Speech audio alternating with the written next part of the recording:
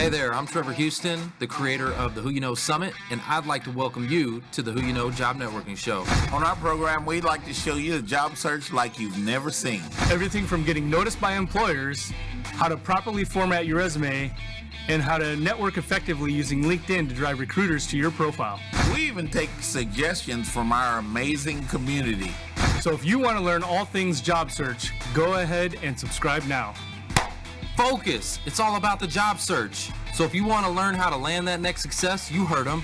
All you got to do is subscribe and ring that bell so you don't miss out on a thing.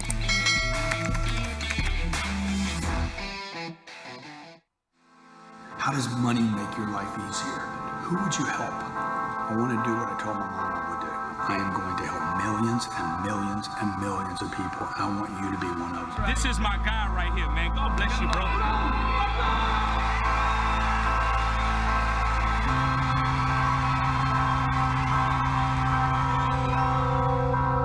I want to help you and help as many people as possible become financially prosperous, millionaires, even super rich. How can you get an appointment when a customer is completely uncertain about their money? How can you close the deal when somebody's uncertain about their money? I'm not trying to impress you with what I've accomplished in my life or how much I know. The reality is what I have created financially in my life is very simple, and that is why it will work for you.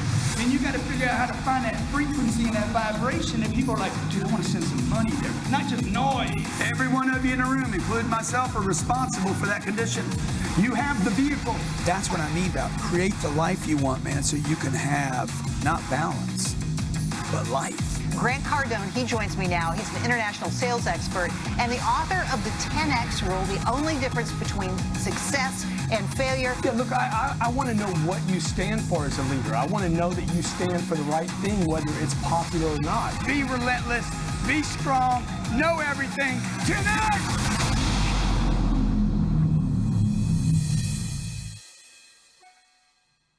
I'm about to do something that is like beyond terrifying. It is the biggest fear that human beings have. Not knowing where you're gonna live, how you're gonna eat, or how you're gonna spend your next day. And that's what I'm about to do. I haven't experienced that in 30 years.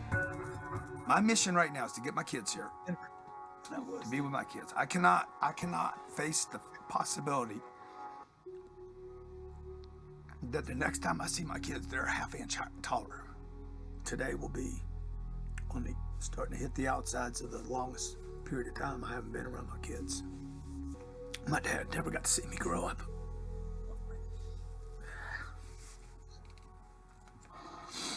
See, this is all the stuff people deal with every day.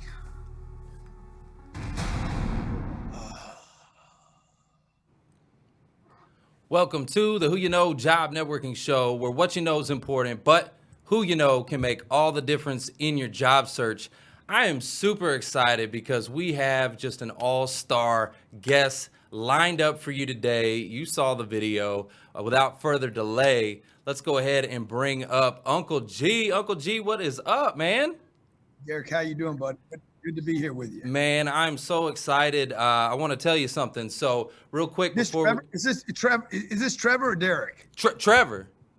Yeah, sorry, bro. Sorry, man. What the hell, man? They told me Derek, man. I'm like, what the hell, Derek? Annie, that's Annie's bad, man. Send her some sticks and bricks. Oh, man, it's all good. So, hey, I want to give you some backstory, and I want to let you know I'm really excited you're here because, you know, you actually have made a huge impact in my life.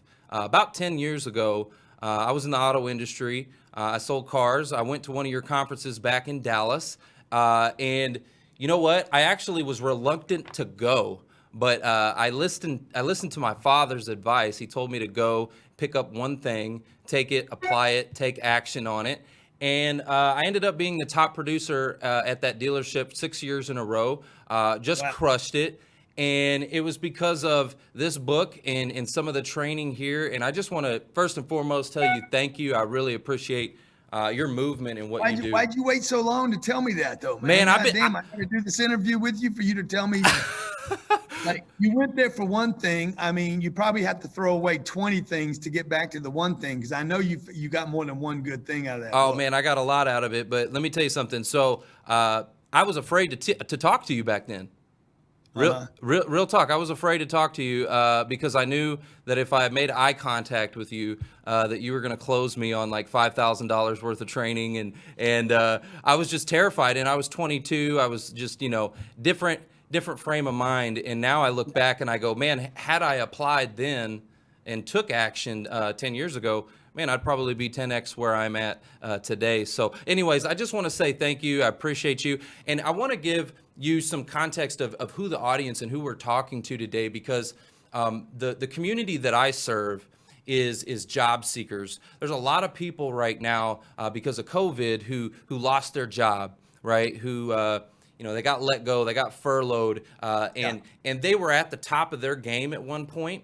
Right, they were CEOs or senior level executives, and now they kind of have hit rock bottom. And I know that's what we're going to kind of talk about today, which is your journey through this new discovery show, the Undercover Billionaire. Right, how you're at the top, and now you had to throw it all away or get that all taken away from you. Tell me what was it like?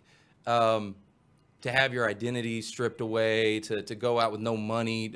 Tell me about the show. I'm really curious and excited about it. The name of the show is Undercover Billionaire. It premieres tomorrow night at 8 p.m. Eastern Standard Time on Discovery Channel. Or you can get the Discovery Plus app. By the way, they're going to be playing it at 8 a.m. tomorrow morning, so you get a 12-hour start. I'm not supposed to tell anybody that.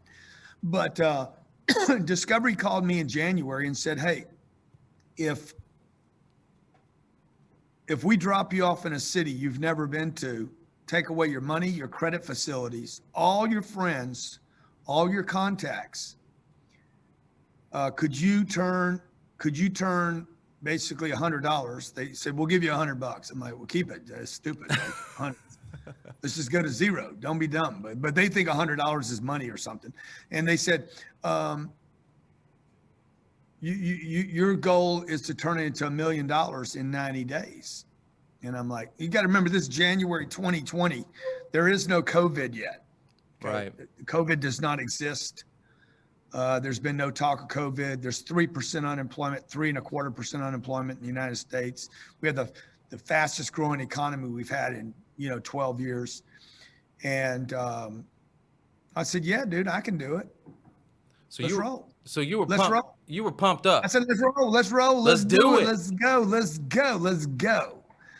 And I said, I just got to tell my family, that I'll have them out there, that I'll be gone about a week, and then I'll bring them out. And the guy called me up and says, bro, I don't think you want to bring your family on this trip. And I said, what are you talking about? He's like, have you watched the show from last year? I said, no, I didn't watch it. I heard about it, but I didn't watch it. I said, whatever he did, dude, I'll do 10X that. He's like, what do you mean? I said, let's do $10 million in 90 days.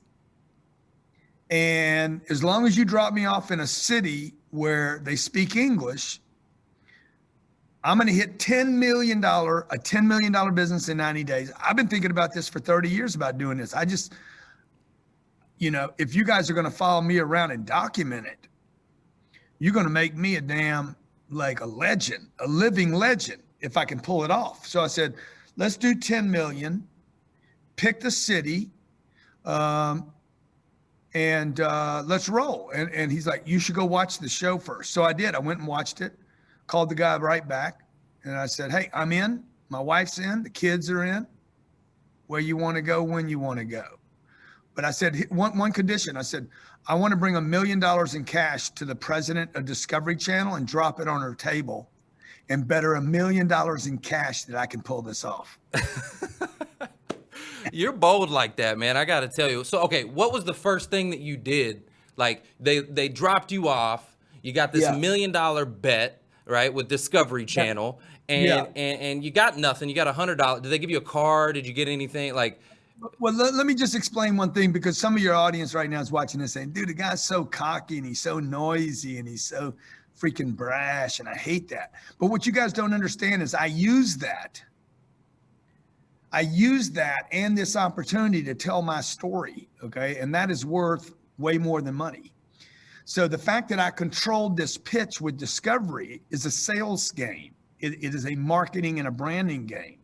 So don't get confused by the brash and the noise, and pay attention to the lesson, because what I did was control the game with them and have a story to tell you today, so that this will be worth more to me than a TV show. Because if I can pull this off, it'd probably be good for my business.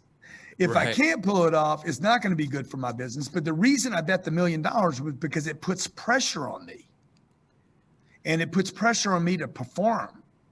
And so now to the question about what's the first thing I do. The first thing I do when I get they drop me off in a town called Pueblo, Colorado. I'd never been there before. My older brother died about 5 hours from there in a town called Grand Junction when I was 20 years old. He was 25. So I'm literally flying over. I'm like, that's Grand Junction. I'm in my plane. Like, I can see it on the map. Where are we going, guys? Like, and I know how much fuel we got on the plane. So I'm like, okay, well, we're going to be in Colorado. I said, are we going to Grand Junction, Colorado? Because I'm like, that's where my brother died. And they're like, no, we're going to Pueblo. And we were on the ground 15 minutes later. When we hit the ground, the first thing I did was I went to the bank and I traded my $100 in for a checking account. Now I'm not going to tell you why I did that, because you're not going to understand. Most people won't, you might, but most people won't understand it. But I needed to go to zero as fast as I possibly could, so that I didn't become a manager of money. And I watched Glenn the first year. If you guys didn't see Undercover Billionaire last year, a guy named Glenn Stearns, he spends the first 3 or 4 days managing money. I didn't want to do that. I wanted to basically take myself to zero as fast as I could. Every business that I own today, I built from zero. No money, no loans, no government handouts, no help, nothing. And so it's a thing that I do called going to zero. I've done it many, many times in my career to build my business and to keep me hungry and focused. Well, I'm curious because, the whole premise is they take everything away. So really you're going into the situation with everything that and everything, all your experiences that you've done. So what do you think is more important, what you know or who you know? You think what you know in life, like the knowledge that you've carried along, or who you know, the connections, the people, here's the deal. It's a great question. Nobody's asked me that, by the way. Well, this is the Who You Know show. It's the Who You Know show. Who knows me is more important than who I know. Number 2, who I know, and number 3, what I know. But you got to understand, bro, like the game is this. I have to take on another identity. So number 1's out. Who knows me does not help me anymore. It hurts me. If somebody identifies me as Grant Cardone, I cannot do business with them. So I cannot use any of my contacts. You had to shave your head and. Yeah, well, they didn't like Discovery didn't know how many people know me. I kept telling them, I'm like, how am I going to go? Where are you dropping me off? Like, and they're like, we're going to pick a city. I'm like, yeah, but how am I going to run around that city and not be known? They're like, what do you mean? I'm like, I will be discovered. And they're like, oh, you so famous. Like they thought, oh yeah, you think you're so famous. I'm like, okay, whatever, dude. Literally 10 minutes later, I'm in LA. I'm in Beverly Hills having a coffee with these guys, having lunch, talking about the show. And a guy about 24 years old walks in, Uncle G, what you doing? And they're like, did you set that up? I said, no, man, that happens. They said, would this happen in smaller cities? I'm like, it will happen in any city in America. Yeah. Some kid is going to know me. And because I'm there every day. Well, they never believed that until we got into this deal. So 3 things, okay? Who knows me is more important than who I know. Second, who I know. But look, I can't call on anybody I know. So they took all that away. The first 2 are gone. Right. So the 3rd thing I'm left with is a strategy, what I know and who I am. And you've been thinking about this. The strategy, right? Yeah. So now look, if a guy gets dropped off in this scenario and all his businesses was raising money from other people, or his daddy gave him money, well, he's fucked, because that ain't this game. You got no money. And I knew I'm at a severe advantage in this show, because I built all my businesses from nothing. Yeah. I'd never built a $10 million business in 90 days though. And I never had cameras follow me around, which is a problem most of the time. It's not helpful. It's a hinder in most cases. What was the hardest part for you? Because I was actually in the Clubhouse app in Glenn Lundy's room earlier today, and Elena was in there, and she was telling a little bit of the backstory of how hard it was for you. What was the biggest challenge? Was it being away from your family, or what was the biggest challenge for you? Man, this thing was psychologically and emotionally, physically and mentally the most exhaustive single thing I've ever done in my whole life. It reminded me of, some things are painful, and some things are painful because they remind you of other times of your life. It reminded me of being broke. It reminded me of not having a clue. It reminded me of when I was 20, 29, 30 years old. I was calling on businesses around America. People wouldn't see me. They wouldn't answer my call. It just reminded me of playing below my game, not knowing what I'm doing, being in doubt every day, not having family around me. I was lonely. I was isolated. I was scared. I was cold. I was hungry. Like, what? I don't even know if the show is going to show how ugly it was for me. So let me ask you this. So I was pissing in bottles. I didn't have a place to piss. So literally, I don't know what they're going to show. The first 3 nights I lived in a place without a heater. So let me ask you this. So what advice would you give to somebody who may be going through a similar situation? Like, let's say you had a job seeker who was at the top of their game, maybe a CEO or senior level executive who maybe has kind of lost it all and found themselves because of, unfortunate circumstances to be in rock bottom, to kind of like what got you through those moments? Well, the difference between me and that guy's trying to get back to where he was, and I was trying to build a $10 million business in 90 days. He's feeling sorry for himself, and I didn't have time to. So I would tell him or her, you're trying to get back to where you were, you need to go to zero. You need to get rid of everything. Get rid of your house, get rid of your cars, get rid of your old briefcase that you have that reminds you of who, you were an executive. Get rid of all that. Get rid of everything you have. Get rid of your refrigerator. You ain't hit bottom yet. You don't even know what bottom yet. Like get to zero. Like that's the first thing I did when I got to this town. I went to zero. I had 2 pairs of jeans, 2 T-shirts. I stole a blanket off my plane. When I realized it was cold, I went and jumped back on the plane, freaking pushed a blanket into my damn bag. And I had an empty bottle. I got this empty bottle because I realized, man, if I have an empty bottle, I can just refill it with water. So that was slick. That was smart. And I went to zero as fast as I could, and I got extremely clever. So number 1, I'd go to zero. Number 2, I'd get a big freaking giant ass goal that would put you back on top. In fact, would put you further ahead than you were when you fell off.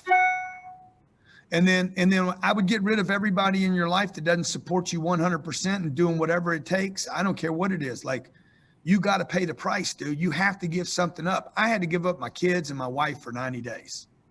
I had to give up my plane, my cars. I had to give up my name. I had to give up my credit cards. People want to fly, but they want to stay where they're at. You can't. The rocket ship has to leave the launch pad. It's got to burn a whole lot of fuel to get up there. And most people, they want to get back to where they were without spending anything, and it's just not real. Wow. Would you do it again? No. I would never do it again. Any of my friends out there that think y'all think y'all big shot, I'll bet you $1 million you can't do it. Any of my buddy, Gary Vaynerchuk, my buddy, Damon John, me and Damon talked about this the other day. Damon's like, I'd never do that. That's stupid. That was stupid what you did. Why did you do it? Why'd you do it? I mean, I did it because I'm tired of telling people what to do. And I'm sick of all the people that are telling people what to do. You heard me on Clubhouse. There's so many experts in the world right now. Like, I'm like, oh my God, this is like, I've been telling people for years, don't get in that coaching business. Don't get in that life coach stuff. There's no money to be made there. Everybody knows more than the last guy. Like, what you know don't matter. And I'm like, you know what? I'll never have to tell. Nobody will ever ask me again, what would you do if you lost everything? I'll be like, shit, watch the show. I did it.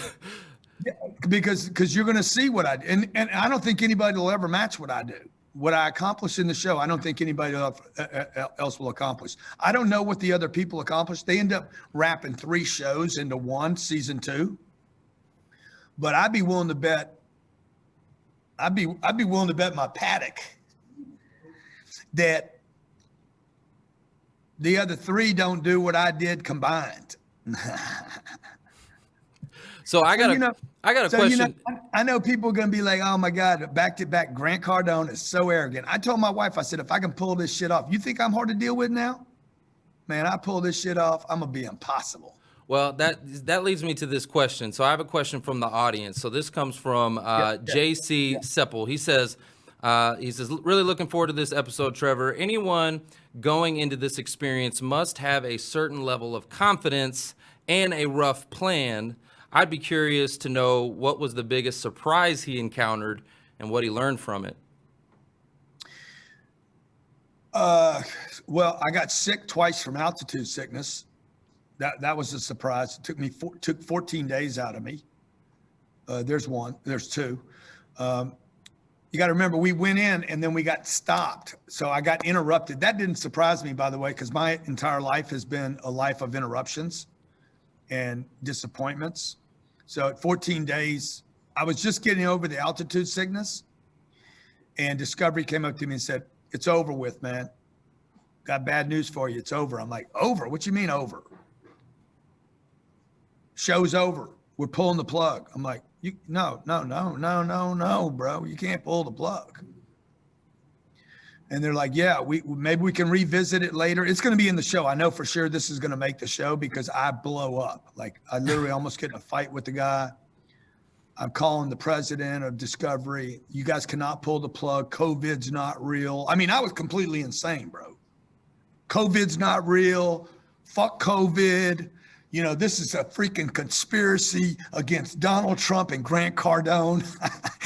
Dude, I was insane, bro. Like literally, I was so into the deal. If you saw the movie Tropic Thunder, when Robert Downey Jr., he becomes the black dude, and he went and gets a pigmentation surgery and everything. I lost it.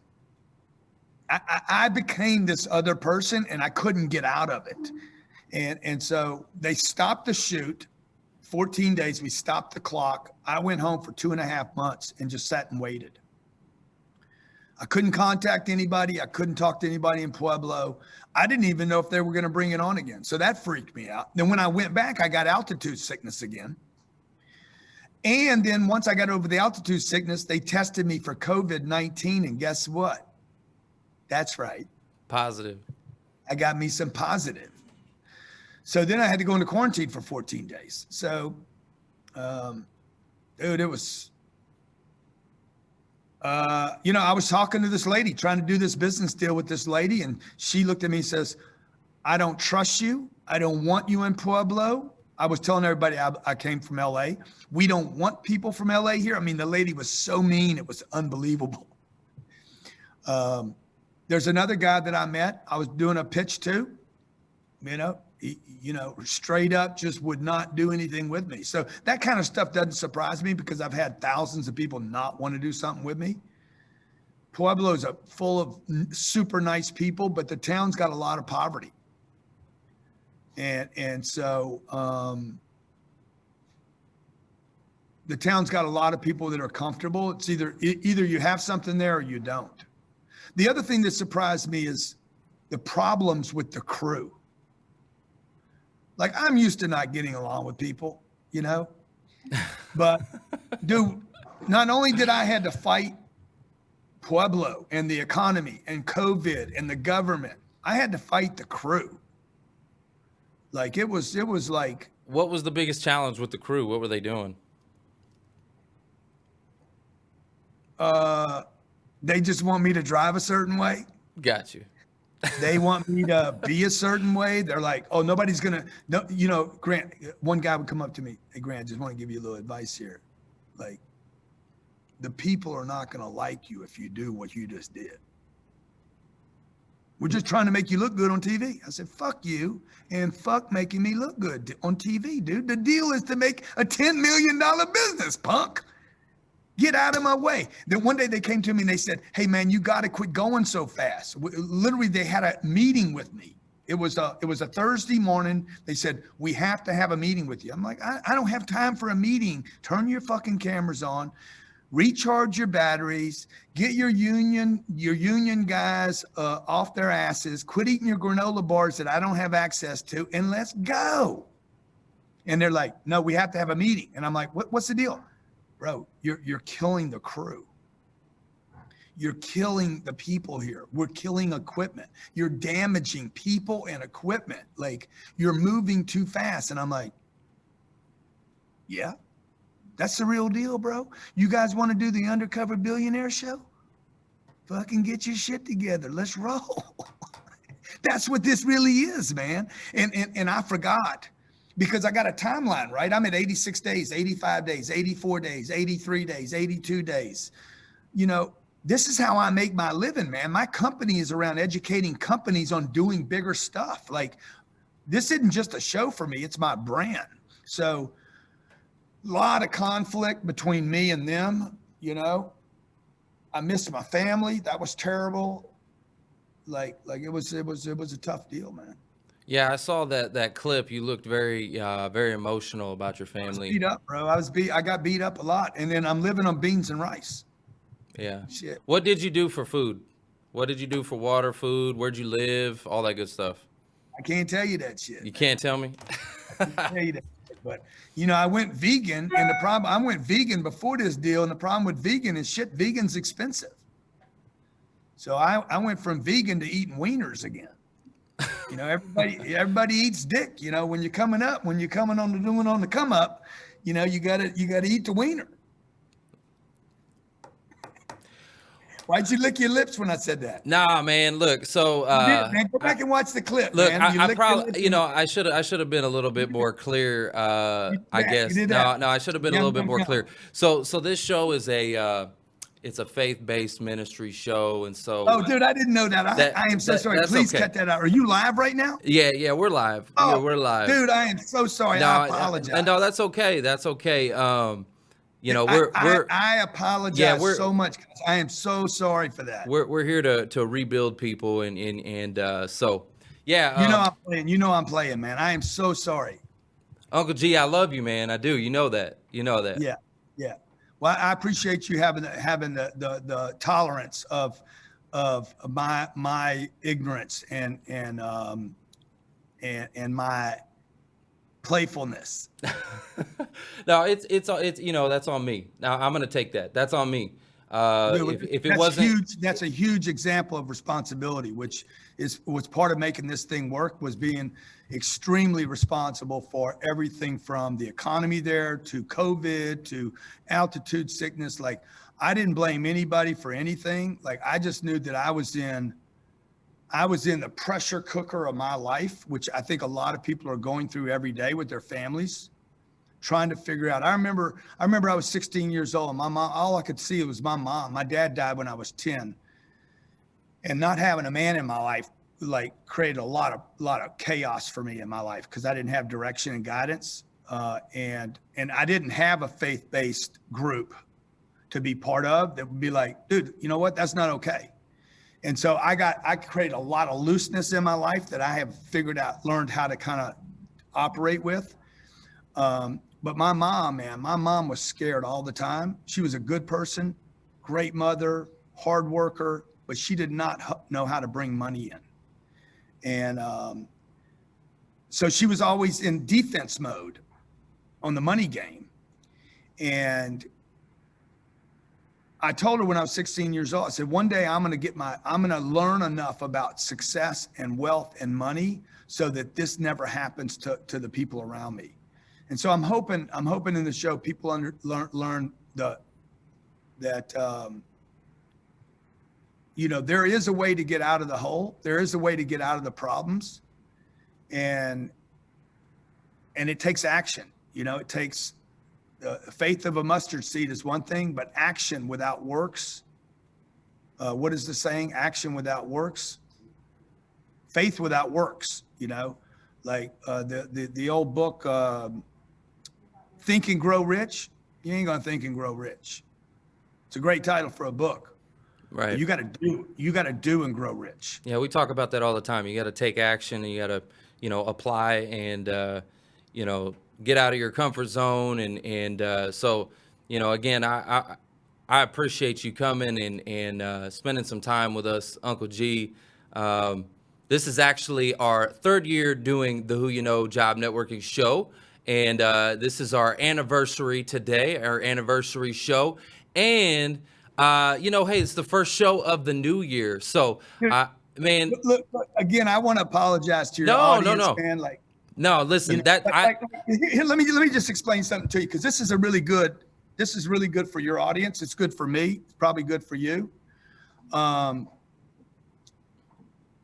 Look, when you're trying to get the attention of I have a mission, and I have some examples in my life that I've studied, people that weren't alive when I was, people that go back in history. Jesus is one of them. Left his home, left mom, left dad, went out. Nobody would listen to him where he lived. He had to leave town to get anybody to listen to him. My whole life is based on, hey, I will do whatever it takes. There are people that I have studied in the present and in the past that have been tremendous inspirations to me.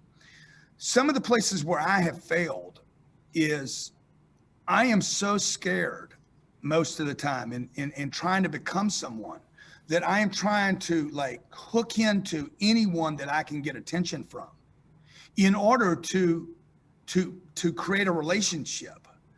And you know, you don't really know, you know, when you're dropped into a new environment. I've done, I don't know, 19 interviews today or something. Like who I'm trying to get people's attention.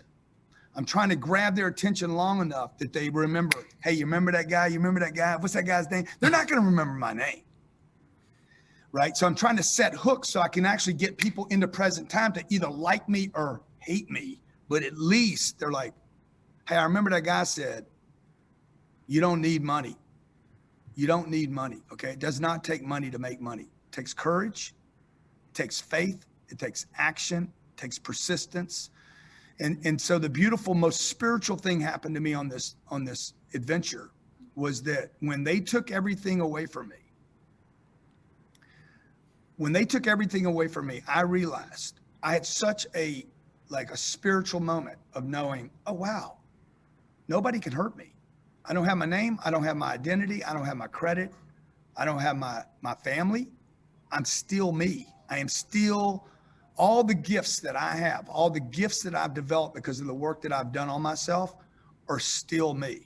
So I really appreciate you, you know, turning the show on to your audience. Yeah, there's 100%. there's a lot of F-bombs in this show. I'm gonna tell you right now. Like, I told them before I did that, I said, hey, look, guys, like I got to tell you, when I get scared or I get excited, I tend to curse. Hey, parental advisory, it's all good, man. It's all good. Nothing but love for you, Uncle G. Like I said, that you know, you've helped me in so many ways, and you don't even know it. And so that I take accountability on that for not at least setting the stage up in the proper way. I didn't get the opportunity to talk with you right before the show, but it's all good, man. I appreciate you, and I love you so much, man. All the love for you.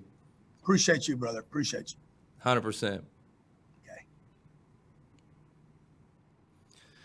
All right, guys, it's all about who you know. So let's go to the audience real quick. Let's dive in and see if we've got any questions, see who's with us. Let's see who we got here. That was a crazy interview. So Lori West, she says, thank you for being real. Ray, we got Holly. She's cracking up. I love it. I love it. Laura Cobb says others can, kick rocks. I love it. I think it's awesome. You guys are great. I really appreciate each and every one of you. That was an awesome interview, unlike any other interview I've had before. But hey, who would have thought anything less from Grant Cardone, right? Who would have thought anything less? Like, I knew it was going to be just an amazing opportunity to get to plug in. Let's see, we got Charlotte Shaw, we got Jeremy, we got Jason Hopper. He says, #WhoYouKnow. Let's see who else. Brian, good to see you here with us. Let's see, John, Raw, Jeff, Albert, Hope, the great Hope in the comments. We appreciate you.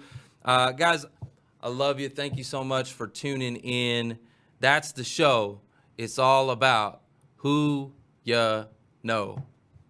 Trevor Houston here, and I want to thank you for tuning in to the Who You Know Job Networking Show. We hope you've been inspired, encouraged, educated, and entertained all at the same time. For information on our different events, workshops, partners, or partnership opportunities available, check out whoyouknow.show for more details. And be on the lookout for our new mobile app coming soon. You never know how this show can help someone you know? And if we've made an impact or put a smile on your face today, don't forget to hit that share button on your way out. Until next week, it's all about who you know. Bye!